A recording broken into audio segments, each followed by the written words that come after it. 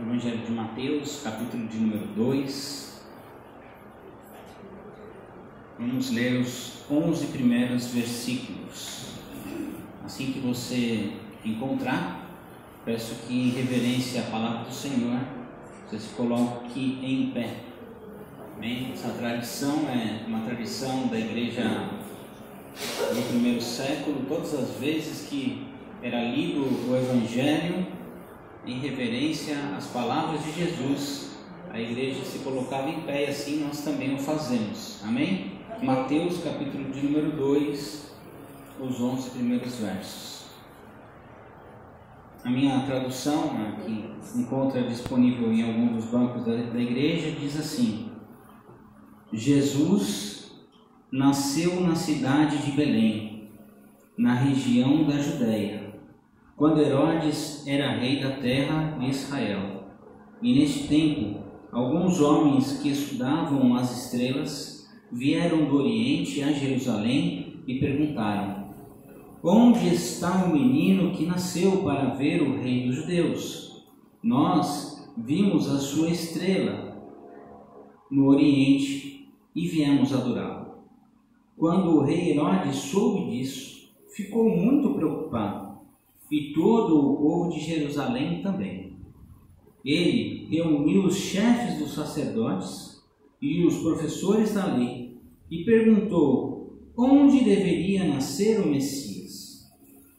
E eles responderam: na cidade de Belém, na região da Judéia, pois foi isso o que o profeta escreveu. E aqui vem uma transcrição da fala do profeta: você, Belém, que fica na terra de Judá, de modo nenhum é a menor entre as principais cidades de Judá, pois de você sairá o líder que guiará o meu povo de Israel. E então Herodes chamou os visitantes do Oriente para uma reunião secreta e perguntou qual o tempo exato em que a estrela havia aparecido.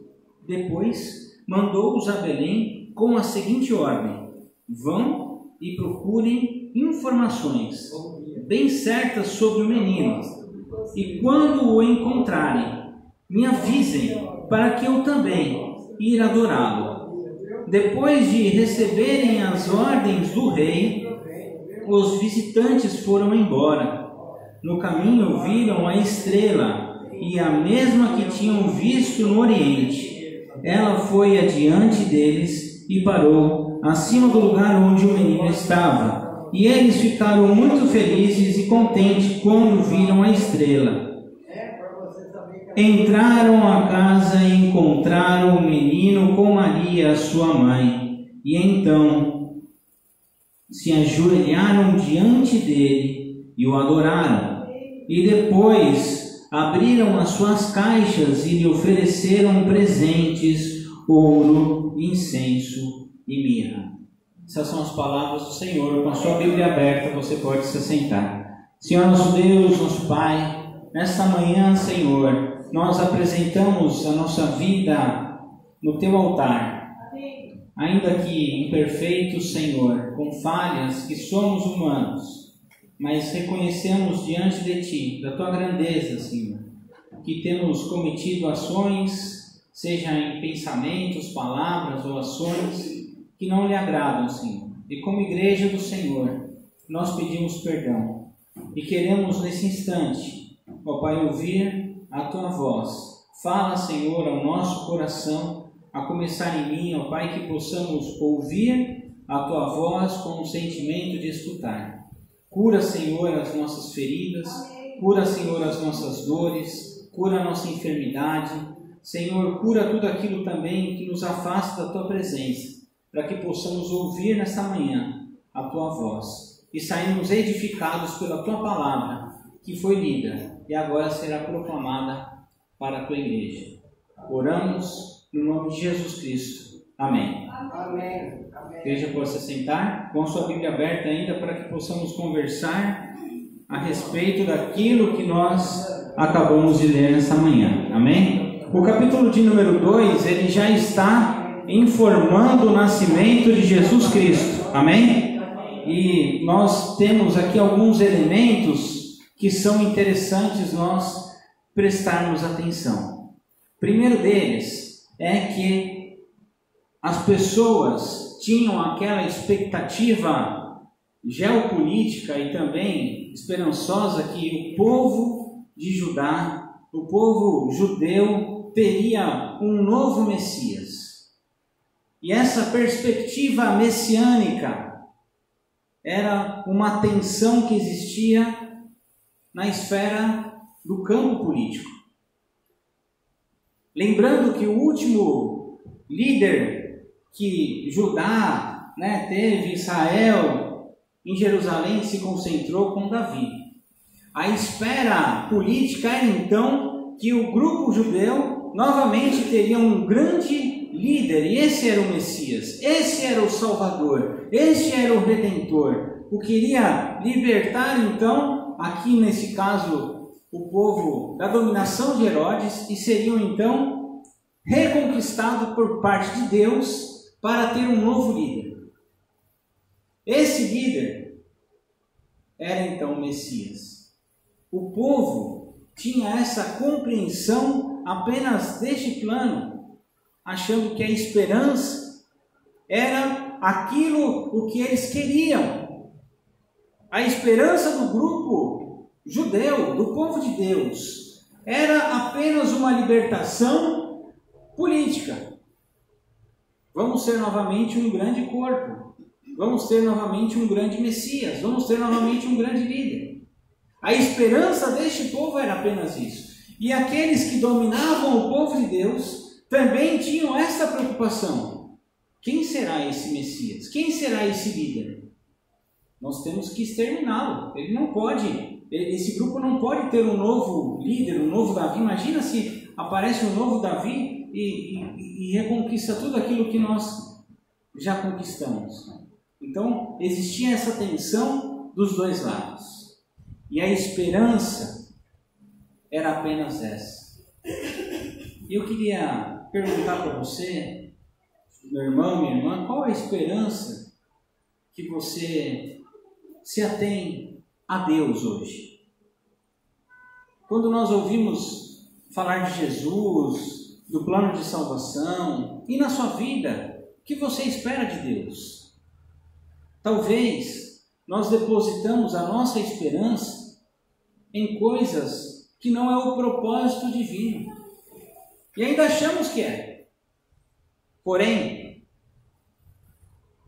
não esse texto apenas, mas o cumprimento da vinda do Messias, da vinda de Jesus Cristo, que nos mostra então que ele seria não só o Redentor para um povo específico, mas seria para todos nós. A salvação em Cristo Jesus é para todo o homem e mulher que se apresentam com o seu coração aberto a Jesus Cristo.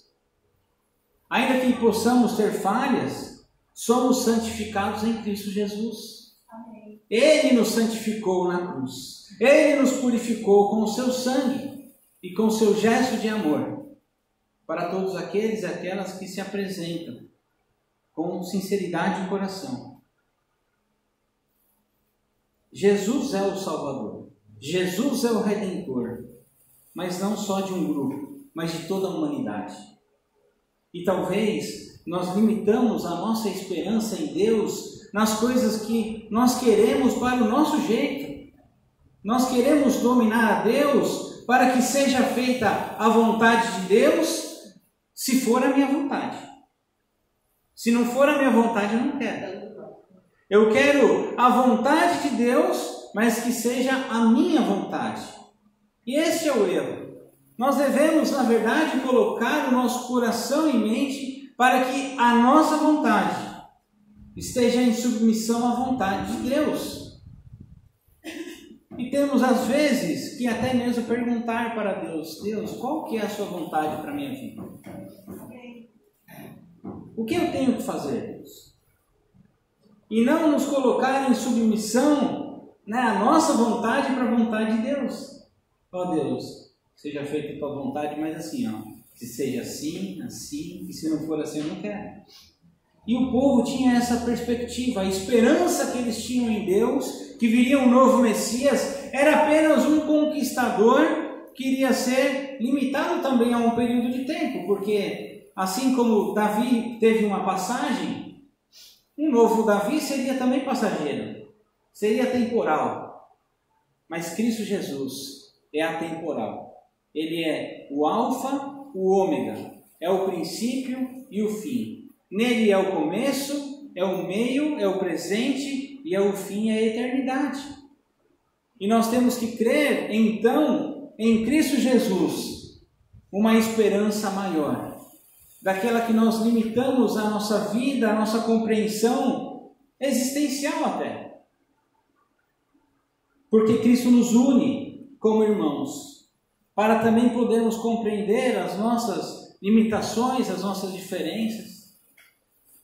Porque não somos iguais, nem fisicamente e nem intelectualmente.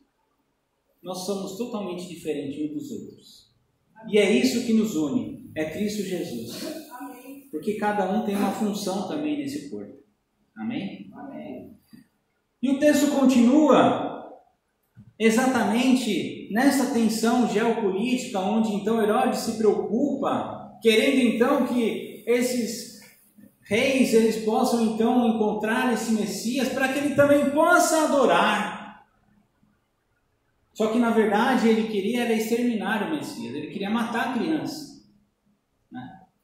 Em tempo onde as pessoas acham tão comum matar uma criança, ele estava querendo matar o Messias. E ali ele estava forçando uma falsa adoração ao Messias. Olha, eu quero adorar, mas na verdade ele não quer adorar, ele quer exterminar. Na verdade, falsas tentativas, discursos mentirosos têm enganado o nosso povo, onde pessoas se dizem que querem ser cristãos, mas na verdade querem acabar com o cristianismo. Este é o tempo presente também que nós vivemos hoje. Recentemente eu vi um vídeo que eu fiquei triste. Uma pessoa dizendo que iria entrar numa igreja e que ela iria doutrinar as crianças contra as lideranças, contra os pastores. E eu fiquei preocupado.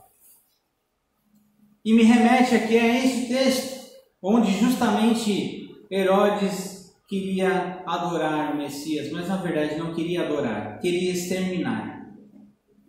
É tão presente esse texto para nós como essa sensação que Herodes provocou. Mas os reis, cheios do Espírito Santo, falaram assim: a gente não vai voltar, porque isso é uma cilada.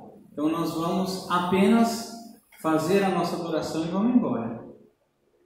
E a estrela, ela indicava o posicionamento exato de Cristo Jesus. A estrela, ela é um sinal de esperança. A estrela indicando a posição onde Cristo estava, era um norte para aqueles reis que estavam em busca de adorar ao Messias.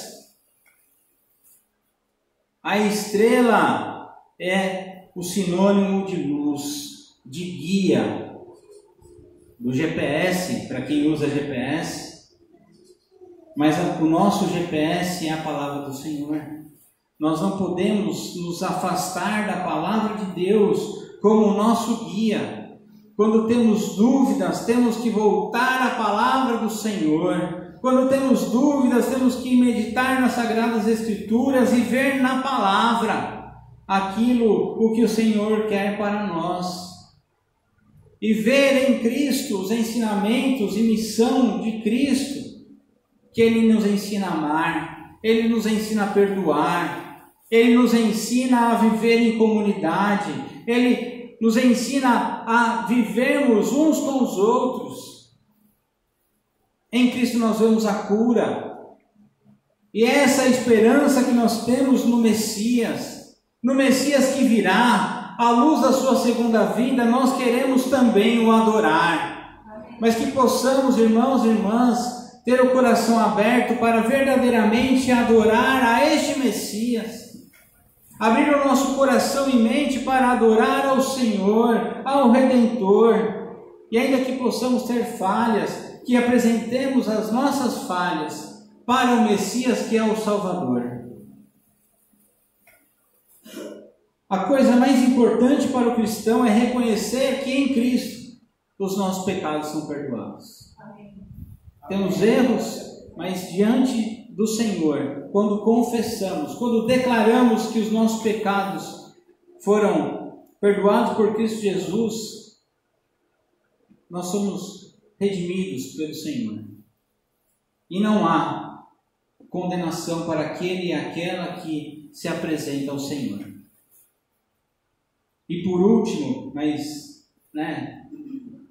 não fora de contexto, eles encontram o Messias e eles o adoram e também entregam presentes. Eles fazem uma oferta para o Messias. E aquilo é um gesto diplomático, porque todas as vezes que um rei se deparava com outro, ele presenteava esse rei. É um gesto de dizer que, olha, nós estamos contigo. Nós também estamos juntos. Ainda que nós possamos não ser judeus, nós somos reis de outra região, mas nós estamos também fazendo uma oferta. E o gesto, aqui diz que era ouro, incenso e mirra, o que dá para nós entendermos que não é apenas a riqueza desse mundo. Porque Cristo não veio para ser um dominador deste mundo, mas que toda a riqueza está em submissão ao nosso Senhor. Amém. Todo o dinheiro deste mundo deve estar em condição ao Senhor. Vejo hoje também muitas pessoas fazendo piadas com dízimo, com oferta. E nós não temos que entrar nessa linha e entender que a nossa oferta é uma oferta para o Senhor. O dinheiro não é nosso, é do Senhor, é de Deus. Nós apenas devolvemos uma parte. Assim como os reis ofertaram ao Senhor, a oferta também tem que ser feita pelos cristãos para Deus, para que possamos administrar a casa de Deus, pagar as nossas continhas também. Isso faz parte da adoração. Os reis adoraram ao Messias de uma forma genuína. E assim hoje somos convidados, à luz da palavra do Senhor, para também entregarmos a nossa adoração ao Messias. Uma adoração sincera, uma adoração genuína e uma adoração individual. Você tem que adorar ao Messias independente se a escolha da outra pessoa for como a de Herodes, que vai fingir que vai adorar, mas na verdade não vai adorar. Você tem que adorar em espírito e em verdade ao nosso Deus. A palavra nos orienta à adoração ao Senhor. Pai de amor, nós te adoramos na beleza da tua santidade. Nós te adoramos porque o Senhor é o nosso Redentor. Nós te adoramos porque o Senhor é o nosso Salvador. Nós rendemos graças a Ti pela nossa vida, ó Pai, e apresentamos como oferta de amor no Teu altar nesta manhã. Agradecemos, ó Pai, a palavra que nos orienta a continuarmos com esperança. Esperança pelo Messias que virá, à luz da sua segunda vinda. Amém. Sim, Cristo Jesus voltará para salvar a tua igreja. Aleluia. E nós te adoramos, Senhor, nessa perspectiva, porque o Senhor enviaste teu Filho para salvar a humanidade, amém, para a remissão dos nossos pecados. Nós te adoramos, ó Pai, e temos a esperança em nosso coração que em Cristo Jesus há possibilidade de uma restauração. Que em Cristo Jesus há uma possibilidade de vivermos algo novo da parte de Deus. E ainda, ó Pai, que nós temos uma perspectiva limitada da Tua vontade em nossas vidas. Nos ensina a entendermos a Tua vontade, Senhor. Nós queremos viver debaixo da Tua vontade, Senhor. Que não seja a minha vontade, do meu eu, do meu ego, mas que seja sempre a Tua vontade conduzindo a nossa vida, a vida da Tua igreja, a vida de cada um de nós aqui nessa manhã. Amém. Oramos no nome de Cristo Jesus, o nosso Salvador. Amém. Amém.